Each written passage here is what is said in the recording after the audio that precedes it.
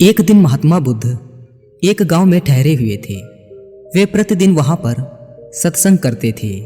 भक्तों की भीड़ होती थी क्योंकि उनके प्रवचनों से जीवन को सही दिशा का बोध होता था। भगवान बुद्ध की वाणी में गजब का जादू था।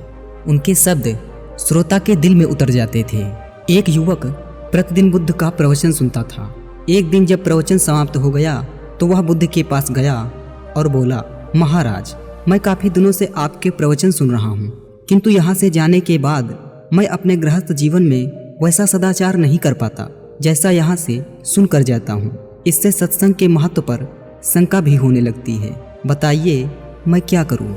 बुद्ध ने युवक को बांस की एक टोकरी देते हुए उसमें पानी भरकर लाने के लिए कहा। युवक टोकरी में जल भरने में असफल रहा। बुद्ध ने यह कार्य निरंतर जारी रखने के लिए कहा। युवक प्रतिदिन टोकरी में जल भरने का प्रयास करता किंतु सफल नहीं हो पाता। कुछ दिनों बाद बुद्ध ने उससे पूछा, इतने दिनों से टोकरी में लगातार जल डालने से क्या टोकरी में कोई फर्क नजर आया? युवक बोला, एक फर्क जरूर नजर आया है।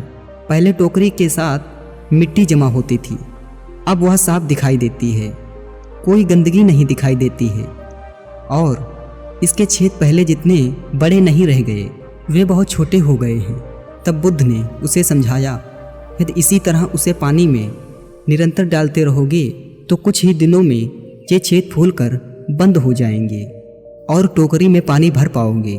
इसी प्रकार जो निरंतर सत्संग करते हैं उनका मन एक दिन अवश्य निर्मल हो जाता है।